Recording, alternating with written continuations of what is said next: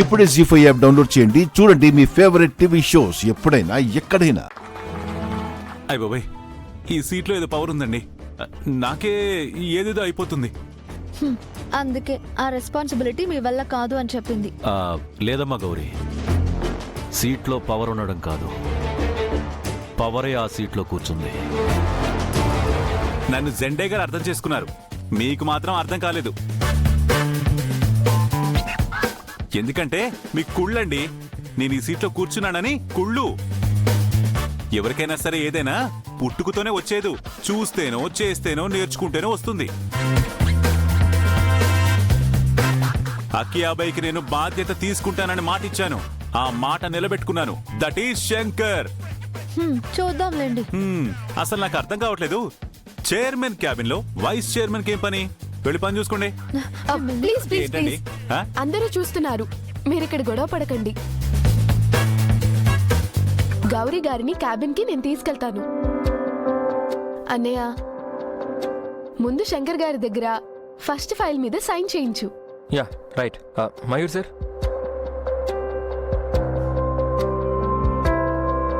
మన company workers కోసం కొత్తగా డబుల్ బెడ్రూమ్ ఫ్లాట్స్ కట్టాం. అదే ఇది. మీరు దీని మీద సైన్ చేస్తే వర్క్ స్టార్ట్ చేస్తారు. ఓ వెరీ గుడ్, వెరీ గుడ్. మనిషికి కావాల్సింది కప్పుడా, రోటీ ఔర్ మకాన్. తల దాచుకోవడానికి ఇల్లు కట్టిస్తున్నామంటే పుణ్యకార్యం. దానికోసం ఒక్క సంతకం ఏంటి, 100 సంతకాలు పెట్టేస్తా. ఎక్కడ పెట్టాలి? శంకర్ గారు, మీరేం ఆటోగ్రాఫ్ ఇవ్వట్లేదండి, సరిగ్గా చూసి సైన్ చేయండి. చూడండి గౌరీ గారు, ఇప్పుడు ఇది జస్ట్ సైనే. కొద్ది రోజుల తర్వాత నా గ్రాఫ్ అలా అమాంతంగా పైకి పెరిగిపోతుంది. ఆ తర్వాత ఇదే సిగ్నేచరు ఆటోగ్రాఫ్ కింద మారిపోయి చాలా మంది జనం నా కోసం క్యూ కట్టేస్తుంటారు. మీరు తెలిసిన మనిషి కాబట్టి ఇప్పుడు మీకు ఆటోగ్రాఫ్ ఇస్తాను. కావాలంటే ముందుగా తీసుకోండి, రండి. అక్కర్లేదు, గౌరీ ఎంబీఏ ఇక్కడ, బిఏ వాళ్ళ ఆటోగ్రాఫ్ నాకు అస్సలు అవసరం లేదు. అబ్బాకి ఈ ఎంబీఏ గౌరీ గారికి ఆఫీస్ మర్యాద అంటే ఏంటో తెలియట్లేదు. అర్జెంట్ గా ఇవ్వండి, ఇక్కడి నుంచి తీసుకెళ్ళిపో ప్లీజ్.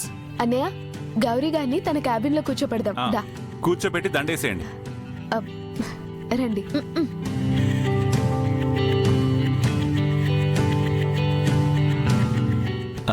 శంకర్, ఈయన శంకర్ నారాయణ, మన కంపెనీలో సీనియర్ మోస్ట్ మేనేజర్. నమస్కారం అండి. శంకరా అంటే మన పేరే. ఏంటి శంకర్ గారు, ఎలా ఉన్నారు? ఇంట్లో వాళ్ళందరూ కులాసాగా ఉన్నారా? అంతా బాగున్నారండి.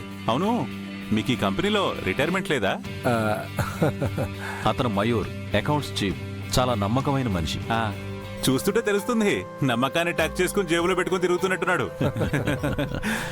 ఇతను ఎఫ్ఎం, మన కంపెనీలో ప్యూన్ గా జాయిన్ అయ్యి ఇప్పుడు అందరు సర్వెంట్లకు హెడ్ అయ్యాడు. ఎఫ్ఎమ్మా? కొంపదీసి రేడియోలో వచ్చే పాటలన్నీ ఆఫీస్లో పాడతావా ఏంటయ్యా? చూడటానికి చాలా ఫన్నీగా ఉన్నావు. సార్, మీకు టీ కాఫీలు ఏమైనా కావాలా సార్? ఏంటది? ఏంటి అలా ఉణుకుతున్నావు? నేనేమన్నా తయ్యానా? మంచి మసాలా టీ పడరా, కుమ్మేద్దాం. ఓకే సార్, ఇప్పుడే తీసుకొస్తా. ఇంత పెద్ద కంపెనీ బాధ్యతలు తనకు అప్పగించడం ఏంటి? అసలు ఏం జరుగుతుందో మాకేం అర్థం కావట్లేదు. ఆయన చైర్మన్ అవుతాడని తెలిసి మాకోసం రికమెండ్ చేయమని అడుగుతారా? ఒకవేళ మీరు అడిగినా మా అన్నయ్య చేస్తాడా? నో,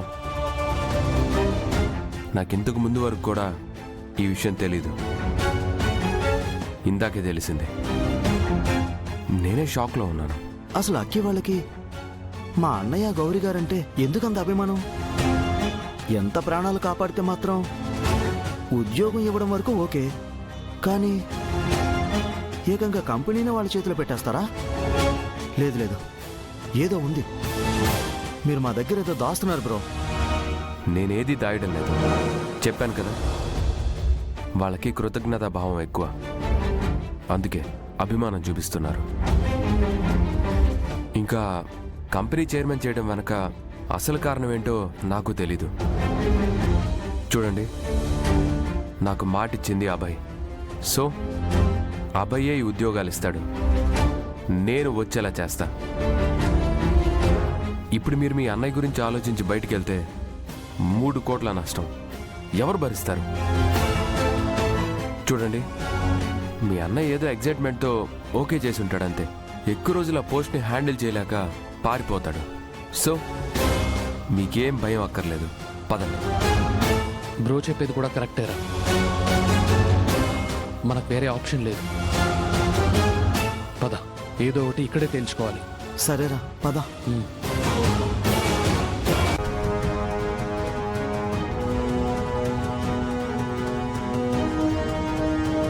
మీరు ఇక్కడే ఉండండి, నేను మాట్లాడేసి వస్తాను. బ్రో, ఎలాగైనా ఓకే అయ్యేలా చేయండి ప్లీజ్. ఇది మాకు ప్రెస్టేజ్ ఇష్యూ. I'll manage.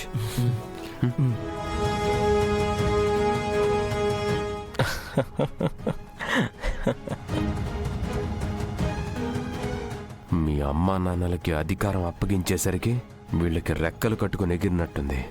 మీరు ఎంత ఎత్తుకు ఎగిరినా మీ రెక్కల్ని నేను కత్తిరించి నేల కూలుస్తాను. మే కమిన్ అబ్బాయి. సారీ రాకేష్, తర్వాత మాట్లాడుకుందాం. ఎక్స్క్యూజెస్. అకి పర్లేదులే అన్నయ్య, మాట్లాడు. ఓకే, రా రాకేష్. నా పర్మిషన్ లేకుండా ఏ పని చేసేవాడు కాదు, ఇప్పుడు నాకే పర్మిషన్ ఇస్తున్నాడా? డామెట్. ఏంటి రాకేష్? ఏం లేదా బాయ్, అదే శంకర్ గారి బ్రదర్స్ గురించి నీతో చెప్పాను కదా. ఓ యా, గుర్తుంది. వాళ్ళ ఆఫీస్కి వచ్చారు. నువ్వు ఓకే అంటే వాళ్ళు ఇక్కడికి ఎందుకు వచ్చారు? ఏం లేదకి, నాన్న దగ్గర నుంచి బ్రదర్స్ వెళ్ళిపోయాక రాకేషే టేక్ కేర్ చేశాడంట. అంటే నాకు తెలిసిన ఫ్రెండ్ని జాబ్ కోసం అప్రోచ్ అయ్యారు. వేరే ఎక్కడో ఎందుకని మన కంపెనీకి నేనే రిఫర్ చేశాను. బ్రదర్స్ దగ్గరగా ఉంటే మీ నాన్నగారు కూడా సంతోషంగా ఉంటారు కదా అని. నేను అందుకే ఓకే అన్నా. నాకి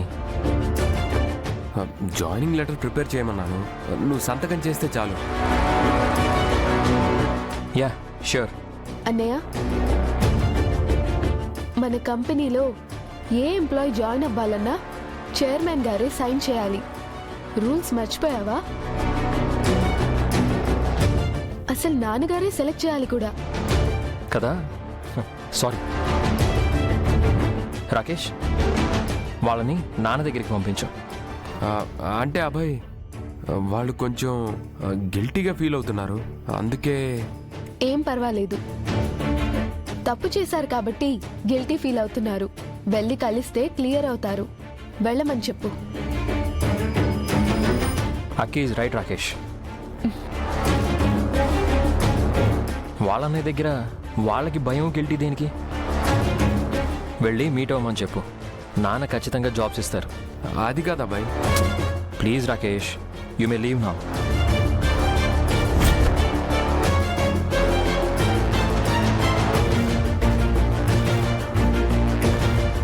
ఏమైంది బ్రో? ఓకే అన్నారా? జాయిన్ అవ్వమన్నారా? వెళ్ళి మీ అన్నయ్యని కలవమన్నారు. మా మా అన్నయ్యనా? అన్నయ్యనా? అవును, ఆయన ఓకే చేస్తేనే మీకు జాబ్ వస్తుంది. వెళ్ళి కలవండి. ఏం మాట్లాడుతున్నారు బ్రో? మా మధ్య ఇష్యూస్ మీకు తెలీదా? ఇప్పుడు వెళ్ళి జాబ్ అడిగితే ఏమనుకుంటాడు? తిరిగి తిరిగి ఆయన కాళ్ళ దగ్గరికి వెళ్ళామనుకుంటాడు. జీ5 యాప్ డౌన్లోడ్ చేసి అన్ని ఎపిసోడ్స్ పూర్తి ఉచితంగా చూడండి.